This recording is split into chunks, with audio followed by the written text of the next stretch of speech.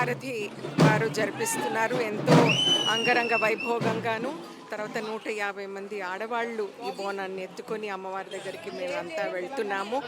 ఈ సంప్రదాయం ఎక్కడ లేనటువంటి ఈ సంప్రదాయం చాలా చక్కగా ప్రతి ఏటా మనం జరుపుకుంటున్నాం. ఈసారి ఇంకా ఘనంగా జరుపుకుంటున్నాం. అది అందులో పాలు పంచుకోవడం చాలా చాలా సంతోషంగా ఉంది. సో మొత్తం మీద చూసుకోవచ్చు ఈసారి బోనాల వేడుకలు అనేవి ధూమ్ధామ్గా కొనసాగుతున్నాయి. ఈరోజు మహంకాళి అమ్మవారికి బోనాల వేడుకలు అనేవి ప్రారంభించి 6 గంటల నుంచి కొనసాగుతున్నాయి. ఇటు తెలంగాణ సాంస్కృతిక శాఖ ఆధ్వర్యంలో 150 మంది కళాకారులు అమ్మవారికి బోనాలు సమర్పించి మొదటి స్టెప్ దగ్గర బోనాలు ఇక్కడ బోనాలు సమర్పించడం చేసిన అనంతరం అక్కడ విజయ మహంకాళి అమ్మవారి దగ్గరికి వీళ్ళు బోనాల సమర్పణ తీసుకొని దాదాపు 150 మంది కళాకారులు పాల్గొన్న మనం కూడా చూసుకోవచ్చు. మొత్తం తెలంగాణ సాంస్కృతిక సారథి ఆధ్వర్యంలో ఇది చేస్తున్నారు.